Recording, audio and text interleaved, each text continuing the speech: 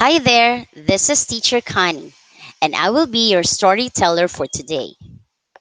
Has anyone here heard about a talking fish before? What about a talking frog? Well, today's story is about two friends, a fish and a frog. So hang on, let me prepare my screen. Is everyone ready? I am. Well, this story was created by Leo Leonni. Hang on. Well, kids, let's begin. This is entitled Fish is Fish. At the edge of the woods, there was a pond, and there a minnow and a tadpole swam among the weeds. They were inseparable friends.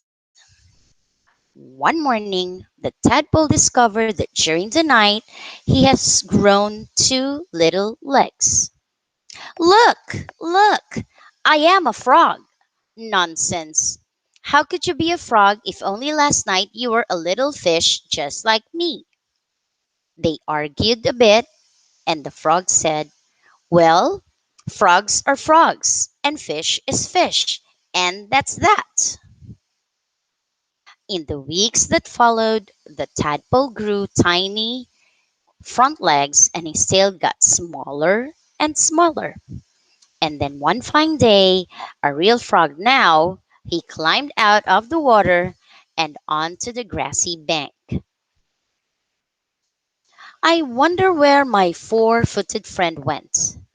I am so lonely down here in the pond, all by myself. Why did he leave me? What's so good about being out of the pond anyway? It's been days and weeks, and my friend has still not returned. Where could he possibly be? Then one day, with a happy splash that shook the weeds, the frog jumped into the pond. Where have you been? I have been about the world, hopping here and there, and I have seen extraordinary things.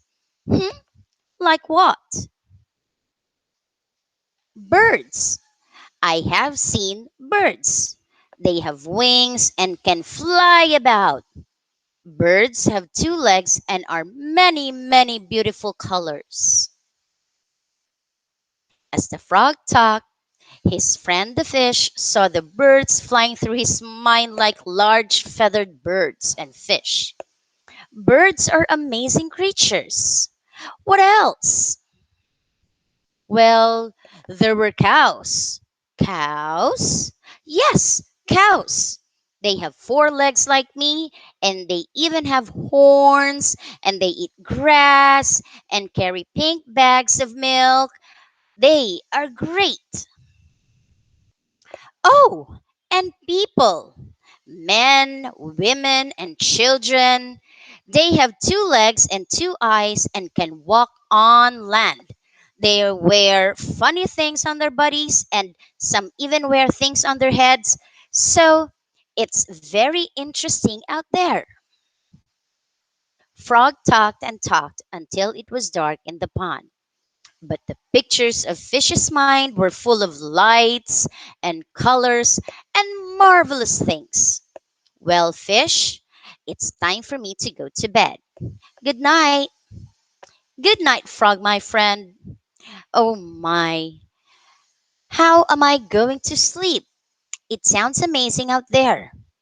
If only I could jump about like my friend Frog and see that wonderful world.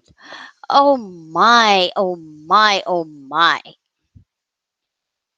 That night, when Fish did fall asleep, he dreamed of marvelous flying feathered fish, cowfish with horns and two eyes and pink bags of milk, and men, women, and children fish that could walk upright and wear interesting things on their bodies and heads.